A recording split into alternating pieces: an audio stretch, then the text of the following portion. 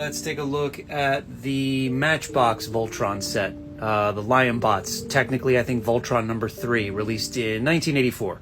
I had Vehicle Voltron, I have the Panache Place Voltron, but for me, as a child, this was far and away my favorite Voltron set. I was recently trying to come up with a list of my favorite, or rather the most important toys to my childhood for a YouTube video I'm shooting. The list ended up being Optimus Prime number 1, the USS Flag number 2, and Castle Grayskull number 3. Just missing that cut coming in at number 4 is Matchbox Voltron here. And the Boulder Hill playset for Mask coming in at number 5, just in case you're wondering. I coveted my my Voltron set when I was a kid. They were so pretty, like they were all die cast, there was all this chrome on them. I didn't want anything bad to happen to them. I never let my friends play with him. My Voltron was a treasure to me. The red and green Lion Bots are the arms. They're smaller figures than the others, and they have the heads that fire. The green line is a bit more rounded in the body than the red. Then we have one of the legs here, the yellow lion, who has these that fold out on his face, and I think he fired missiles from there and there. His jaw is spring-loaded, and this piece also pops up and fires something. And the other leg, I don't recall what this button fires or does on this guy. And the chunky boy here.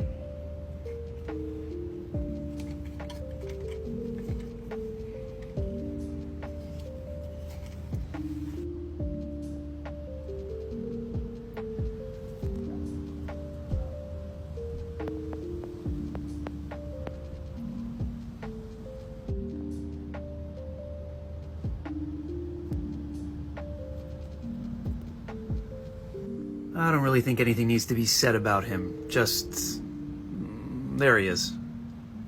A thing of 80s beauty.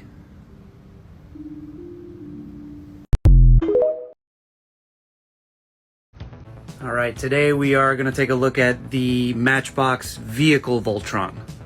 When I was a kid, the one and only Voltron was the Lionbot Voltron.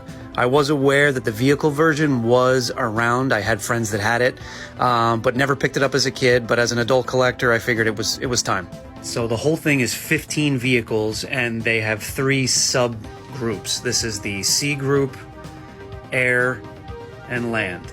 Each one of the subgroups has a combined mode of its own. So we'll look at those first, starting with the Land team. 2 obvious trucks. 2 of these guys that are on wheels and have the fists for the robot mode that fire. And this guy too, I don't know what he's supposed to be, but he has wheels. And this is the combined mode for the Land team. All the bigger vehicles have that very 80s friction momentum kind of gimmick on the wheels. They make a beautiful sound. And just a quick disclaimer, I'm putting these things together off camera because the locking mechanisms and the buttons and the joints are so stiff on this thing that if I recorded everything, this would just be a 3-minute video of me fidgeting around trying to get things to stick and lock. Next up, the C team. Some of them look like they could be, submarines. And then the big guys like this, I don't know what this is supposed to be. And this is the combined mode. It's like a dual super sub or something. And we have the Air team. 2 helicopters, 2 jets, and maybe a blimp of some sort. And their combined mode. This one actually does look pretty cool. And here are the 3 separate team combined modes. And now we'll put them all together. And there he is. Vehicle Voltron in all his glory. And he is a big boy. He stands quite a bit taller than the Lion Bot. And just for kicks, here's the mini version of Vehicle Voltron. Could be wrong, but I think this guy came out in '82, making him one of the very first combiners that we got here in the States. I could be wrong about that. If I am, somebody tell me in the comments, please.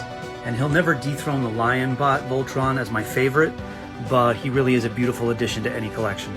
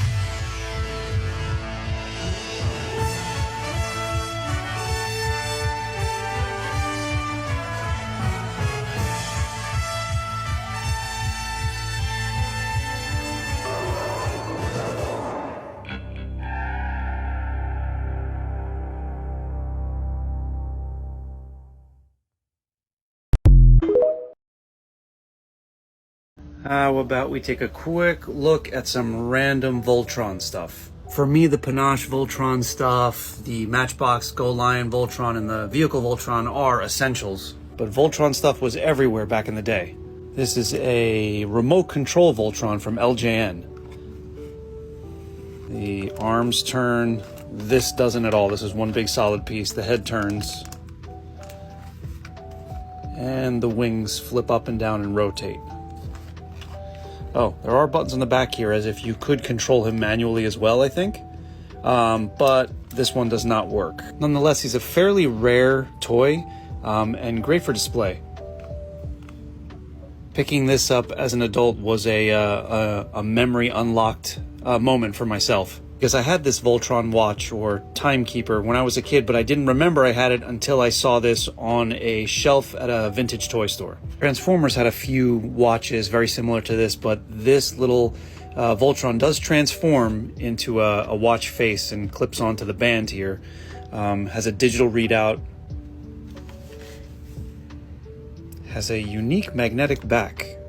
And lastly, my wife purchased an 80s mystery box for me for Christmas, and one of the things in there was a pack of Voltron Defender of the Universe tattoos.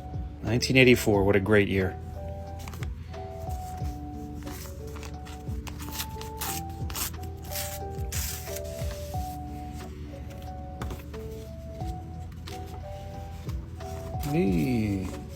These are amazing.